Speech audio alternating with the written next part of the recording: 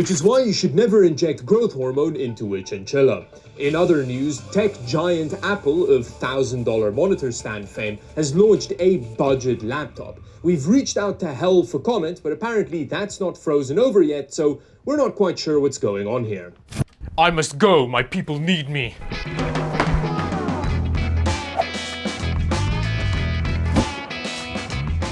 Today's video is sponsored by the #1 tech YouTube supporting retail chain, Microcenter. And in March, Microcenter has some monitor madness, where among a bunch of other things, you can get a high-end LG 27-inch OLED for $500. Microcenter also has two separate store events, their North Jersey location's grand reopening, and the Austin, Texas store opening soon, so check the links down below for details to that. Or head over to Microcenter News for all that information and more, links down below.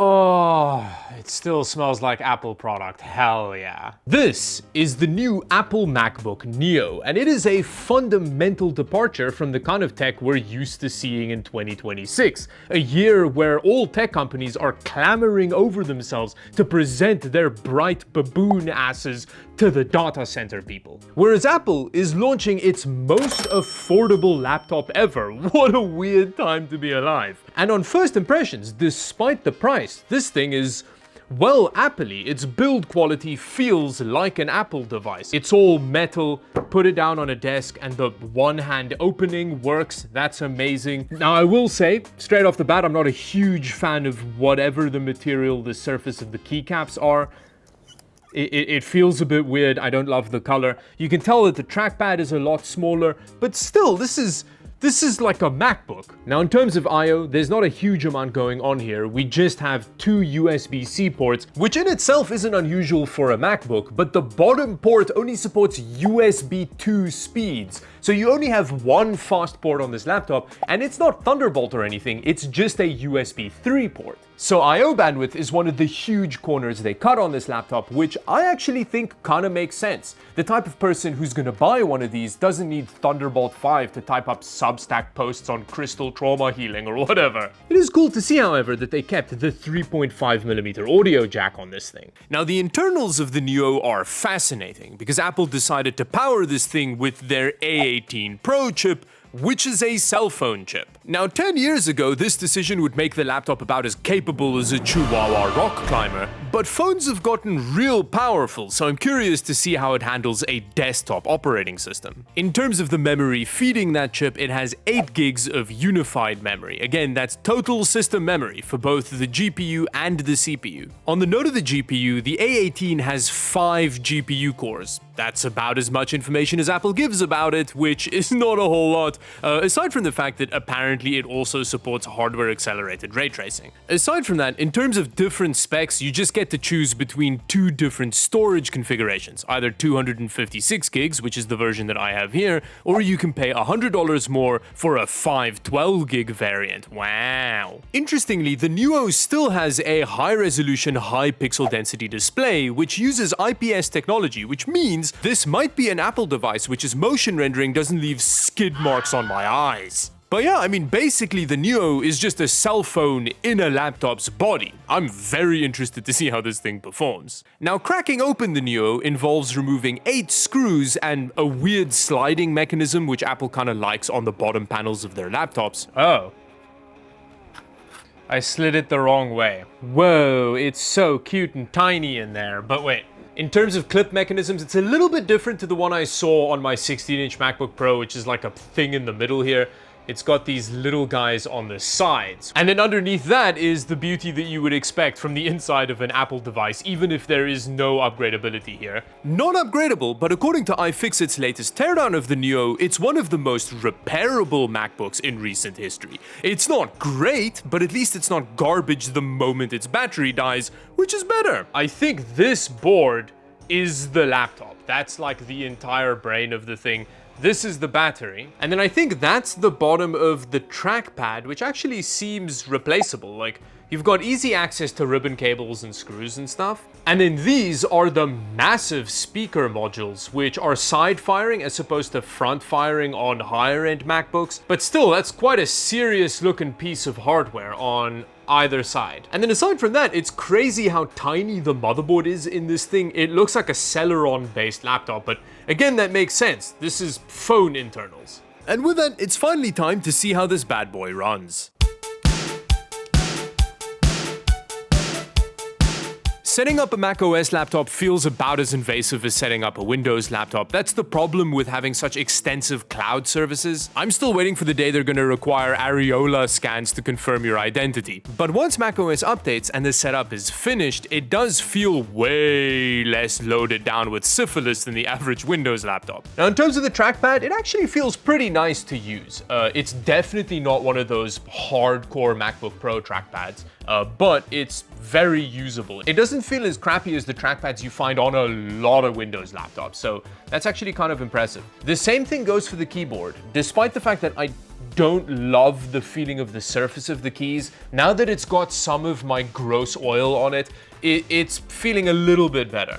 And while downloading games, we got to see what kind of Wi-Fi performance we get with the Neo, and it's not great. It wasn't downloading super quickly. I then plugged an Ethernet adapter into the top USB 3 port on the device, which massively increased the download speeds. Having said that, considering the storage space on this device, you're probably not going to be copying huge files around all the time using Wi-Fi, so it's not a huge deal, but worth noting.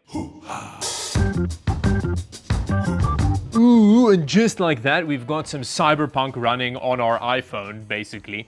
I am very curious to see how this goes. We will try easier games to run. We are starting out real balls to the wall here. Now, in terms of for this Mac settings, we've got dynamic resolution Metal FX thing going on with a target FPS of 30 frames per second. I'm not a massive fan of that. I will turn that off in a second, but let's see what else they say. Everything else seems to be on a combination of low and medium, which kind of checks out. That is what I was expecting. All I'm gonna do here is I'm gonna switch Metal FX to quality to start off with. And the reason I'm doing that is because I don't want it to dynamically change the settings to hit a frame rate target.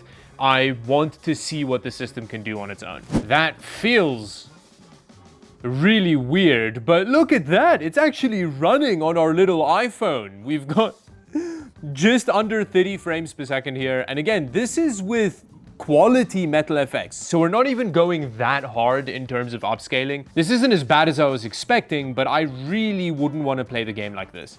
Whenever you try and do kind of gentle inputs, it feels heavy and terrible. Next, I turned all the settings to low to see how much that'll help. Wow, we gained a whole 4-ish frames per second there. Very good. The game looks very different. Wow, the shadows were impacted a lot. Not surprisingly, RAM utilization's a bit crazy. 8 gigs is not very much to be playing Cyberpunk with, unfortunately, especially considering that 8 gigs is also our video memory. Now let's crack Metal FX to performance to see what the max frame rate is we can get. Okay, depending on where we look, we're almost up to 40 now. Now, unfortunately, we have a very vague overlay, so we can't see information about which specific parts of the system are struggling here, although I'd go out on a limb to say that RAM is a big part of the issue here. I don't know, again, I feel like in terms of motion rendering and input lag, the Neo's display is actually better than the MacBook Pro's display. But cool, look at that. You can run Cyberpunk on an iPhone. Okay, so we're in the house. It doesn't ever remember my saves or carry it over to other machines. But yeah, I mean, it's running well. It seems to, oh baby, oh my God. Wow, this is going surprisingly well. I think we even don't have upscaling on. Metal FX is off. Wow. I mean, it's not a spectacular experience. It's a similar frame rate as what we were getting in Cyberpunk, but it feels a little better than Cyberpunk did. I don't know, there's something about the Resident Evil games that already feel heavy in a way that it doesn't punish low frame rates as hard. But let's turn on some Metal FX and see what this does for us. Two options. Okay, let's do quality. I mean, again, this is pretty impressive. It's not as impressive as watching a gymnast defying physics, but this is more wholesomely impressive than that. But let's try an older game and then look at a gaming use case which actually makes quite a lot of sense for this thing in my opinion.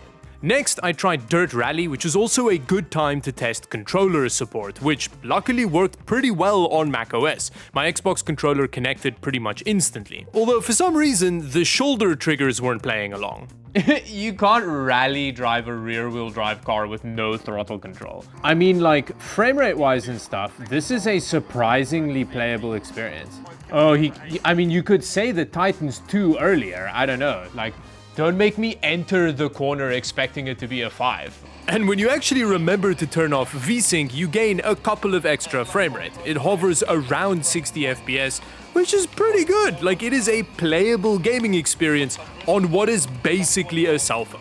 But I think a gaming use case that makes more sense for this laptop is emulating older games. Luckily, there is a pretty good piece of game emulation software for macOS, and it's called OpenEmu. OpenEmu is really straightforward to install, although you do need to change some permissions in macOS for it. But once it's up and running, it's also got a really nice user interface. Wow, look at that. This is cool looking software. Okay, well, it's not surprising that it can run an old Nintendo 64 game, but it's cool that there is very easy to use emulation software for macOS. So yeah, you can use this thing as an emulation device, which is pretty cool.